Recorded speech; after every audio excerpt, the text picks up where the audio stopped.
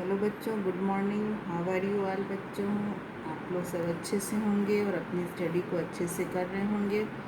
बच्चों, homework class 9 के बहुत कम बच्चे होमवर्क को सेंड करते हैं। क्या वो वीडियोस को नहीं देखते हैं? बच्चों, वीडियो देखिए प्रॉपरली और होमवर्क को सेंड करिए। अभी आपकी पढ़ाई इसी वीडियो के थ्रू ही होगी। जब तक आप वीडियो को देखेंगे नहीं, होमवर्क को करेंगे नहीं, जब तक आपको फिर वो लेसन भी समझ में नहीं आएगा। तो ठीक है बच्चों, हम लोग अपनी स्टडी को स्टार्ट करते हैं। देखिए, यहाँ से हम लोग को पढ़ना था कि समूहीकरण एवं वर्गीकरण के पूर्व प्रयास क्या हैं, यानी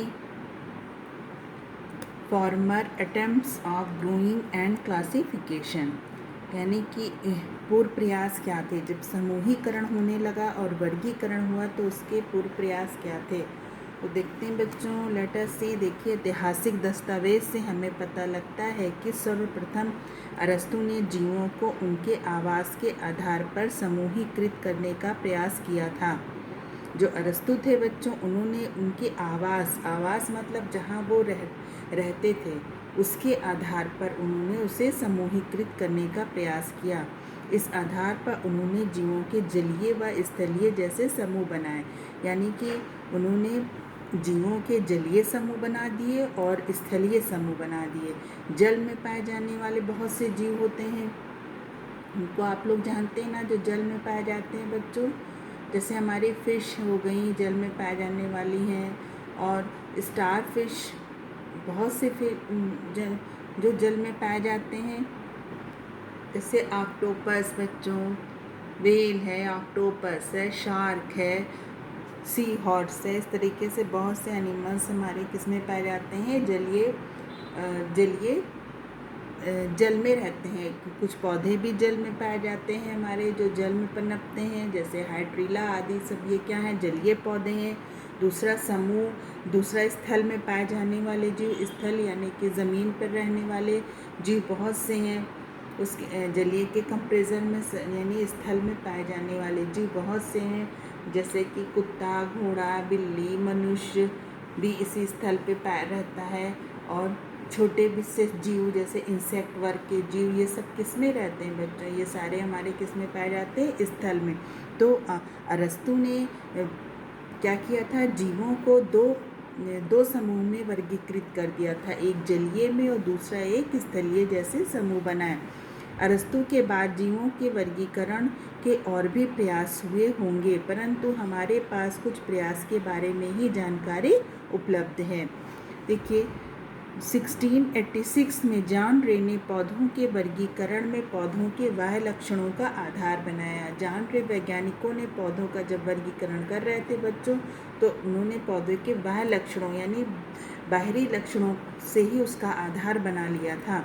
जॉन रे के बाद कैसिलस लीनियस नाम के एक वैज्ञानिक ने दुनिया भर के तमाम पौधों को वर्गीकृत करने का प्रयास किया। लीनियस थे जो बच्चे, उन्होंने जितने भी दुनिया भर के पौधे थे उसको वर्गीकृत करने का प्रयास किया। लीनियस ने सबसे महत्वपूर्ण काम ये किया था कि कुछ विशिष्ट गुण, जैसे फूलों में नर व मादा अंगों की उपस्थिति व संख्या के आधार पर एक सरल वर्गीकरण किया। लीनियस ने बच्चों क्या किया था कि पौधों में के एक विशेष गुण लिए, यानी ये जो फूल है ये नर है या मादा की अंग की उपस्थिति के आधार पर ही उन्होंने एक सरल वर्गीकरण किया। इसे लैंगिक वर्गीकरण किया गया, यानी नर मादा मेल फीमेल के बेस पर जब उन्होंने उसके अंगों के आधार पर वर्गीकृत किया गया, तो इस वर्गीकरण को क्या नाम दिया गया बच्चों, लैंगिक वर्गीकरण। इनका विवरण उनकी 1735 में प्रकाशित पुस्तक सिस्टेमा नेचुरा से मिलता है। लीनियस ने सजीवों को वर्गीकृत करने के लिए जंतुओं और वनस्पतियों के हजारों नमूनों को एकत्रित कर तुलनात्मक अध्ययन किया तथा एक ऐसा वर्गीकरण विकसित करने में सफल हुए जिसमें जंतुओं व वनस्पतियों की प्रत्येक जाति को पृथक पृथक वर्गीकृत किया जा सकता था। अब लीनियस ने क्या किया था बच्चों कि उन्होंने जो जंतु और वनस्पतियों के ढेर सारे नमूनों को एकत्रित किया, यानी हजारों को एकत्रित किया और उसका तुलनात्मक अध्ययन किया, मतलब तुलना करे जैसे दो चीज़ों को लेकर हम लोग तुलना करते हैं ना, उन्होंने इसमें भी इस गुण को देखा, उसमें भी इस गुण को देखा, दोनों का तुलनात्मक अध्ययन किया। उसके बाद फिर वो वर्गीकरण विकसित करने में क्या हुए, सफल हुए, जिससे जंतुओं व वनस्पतियों की प्रत्येक जाति को पृथक पृथक वर्गीकृत किया गया। फिर था जंतुओं व वनस्पतियों की शारीरिक विशेषताओं के बारे में लिनियस ने व्यवस्थित रूप से जो ज्ञान हासिल किया था उसका समूचे जीव विज्ञान पर गहरा असर रहा। लिनियस ने क्या, वनस्पतियों की शारीरिक विशेषता यानी उनकी बनावट के आधार पर एक क्या हासिल किया था, उससे समूह जीव शारीरिक विशेषताओं के बारे में लिनियस ने व्यवस्थित रूप से ज्ञान हासिल किया, यानी और उसका समूचे जीवन पर मतलब पूरे जीव विज्ञान पर उसका गहरा असर रहा। इस पद्धति में संपूर्ण जीव जगत को दो जगत में बांटा गया। अब इस संपूर्ण जीव जगत में सब आते हैं, जैसे पौधे भी आते हैं बच्चों और जंतु भी आते हैं। तो जीव जगत के जब छोटे पौधे, बड़े पौधे, इसी तरीके से पानी में पाए जाने वाले पौधे से लेकर टेरेस्ट्रियल यानी स्थल में रहने वाले पौधे, सब तरीके से जो प्लांट्स हैं, ट्रीज़ हैं वो, और दूसरा जंतु जो एनिमल्स हैं, चाहे वन सेल्स एनिमल्स हैं या बहुकोशिकीय एनिमल्स हैं। तो इस तरीके से दो जगत में इन्होंने बांटा था, पादप जगत एवं जंतु जगत। यानी कि उन्होंने संपूर्ण जीव जगत को, जीव जगत समझ रहे हैं ना, जिसमें पौधे, जीव जंतु सारे आते हैं, उन्होंने उसमें दो भागों में उसको बांट दिया। एक को पादप जगत में रखा, पादप जगत मतलब जिसमें हमारे पौधे थे, और जंतु जगत जिसमें जंतु यानी एनिमल्स इंक्लूड्स थे ह्यूमंस। ओके, इसमें दो जगत में उन्होंने बांटा था। अब यहाँ पर देखते हैं नेक्स्ट लाइन से, कैरोलस लिनियस के वर्गीकरण में सबसे पहले पदानुक्रम शब्द का प्रयोग किया। पदानुक्रमण वो प्रक्रिया है जिसमें जीवों को उनके गुणों और विकास के आधार पर एक निश्चित श्रृंखला के अंतर्गत विभिन्न समूहों में व्यवस्थित किया जाता है। जैसे मतलब एक वो लेके चले थे मनुष्य का, जब उन्होंने वर्गीकृत किया तो सबसे पहले एक पदानुक्रम यानी स्टेप वाइज लेके चले कि कैसे उसका वर्गीकरण का एक वर्गीकरण करने के लिए एक पदानुक्रम उन्होंने व्यवस्थित किया था। इसमें इसको चल के देखते हैं। मनुष्य का पदानुक्रम यानी लीनियन हियरार्ची फॉर ए मैन। जगत यानी किंगडम, जगत किंगडम। अब इसमें देखिए एनिमेलिया है, एनिमेलिया में देखिए क्या क्या आता है, बहुकोशिकीय, यानी जो एनिमेलिया जगत है इसमें बहुकोशिकीय, यूकैरियोटिक, अंतःग्रहण पोषण विधि, इस तरीके से जो जंतु हैं वो किस जगत में रखे गए, एनिमेलिया में। वो क्या होंगे, बहुकोशिकीय होंगे, उनकी कोशिका जो यूकैरियोटिक प्रोकैरियोटिक, बच्चों आप लोगों ने पढ़ा है इसको क्लास 7th 8th में, वो कोशिकाएं हैं। अंतःग्रहण मतलब पोषण की अंतःग्रहण विधि हो उनके अंदर। संघ जैसे कॉर्डेटा। अभी कॉर्डेटा क्या है इसको समझते हैं। देखिए कॉर्डेटा ऐसे जंतु जिनमें रीढ़ की हड्डी या कशेरुक दंड या फिर नोटोकॉर्ड पाई जाती हो, उस तरह के जंतु हमारे क्या कहलाते हैं, कॉर्डेटा। अब देखिए जैसे कॉर्डेटा में अब अगर आप देखिएगा बच्चों तो ये जो है फिश में भी कॉर्डेटा है, फिश में भी यानी कि नोटोकॉर्ड पाई जाती है।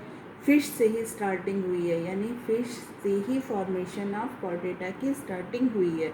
उसके बाद हमारे जितने इधर एनिमल्स हैं जैसे केचुआ हैं और हमारे इस प्लेटेहेल्मिन्थेस के वर्क्स में, या एक कोश के जंतु अमीबा, पैरामीशियम, स्पंज ले लीजिए, इस तरीके से जंतुओं में, केचुआ में, इस तरीके से जंतु में क्या होती है, कॉर्डेटा नहीं, यानी इनमें रीढ़ की हड्डी नहीं पाई जाती। ऐसे जंतु जिनमें रीढ़ की हड्डी पाई जाती है वो हमारे क्या कहलाते हैं, कशेरुकी जंतु कहलाते हैं।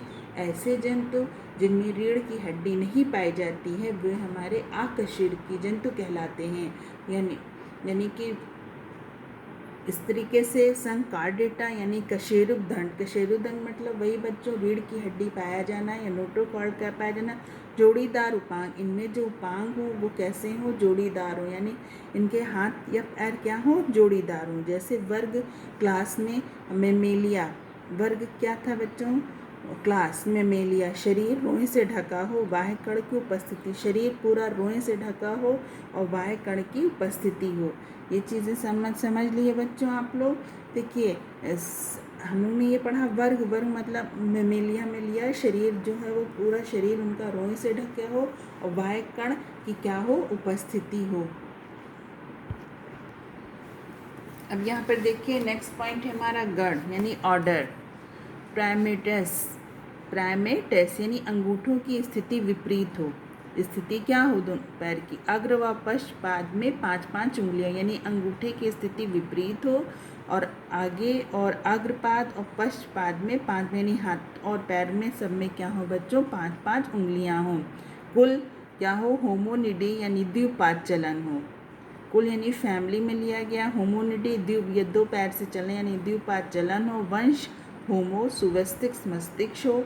जाति क्या होगी इस सैम्पियंस, जाति क्या हो इसकी, सैम्पियंस। तो इसीलिए होमो वंश यानी सुवस्थिक मस्तिष्क, जाति सैम्पियंस। तो हमारा जो मनुष्य का जो जूलॉजिकल नेम है वो क्या है, होमो सैम्पियंस। इसको हम लोग भी समझते हैं यानी कि उनके पास सुवस्थिक मस्तिष्क और जाति किस में रखा गया उनको, होमो सैम्पियंस में। अब देखिए द्विव जगत वर्गीकरण की कुछ कमियां थीं, जैसे कि इस वर्गीकरण में लिनियस ने सभी जीवों को सिर्फ 2 वर्गों में सीमाबद्ध किया था। लिनियस की क्या थी, इसमें कुछ कमियां थी, इन्होंने सिर्फ 2 वर्गों में इसको क्या किया था, सिर्फ 2 वर्गों में सीमाबद्ध किया।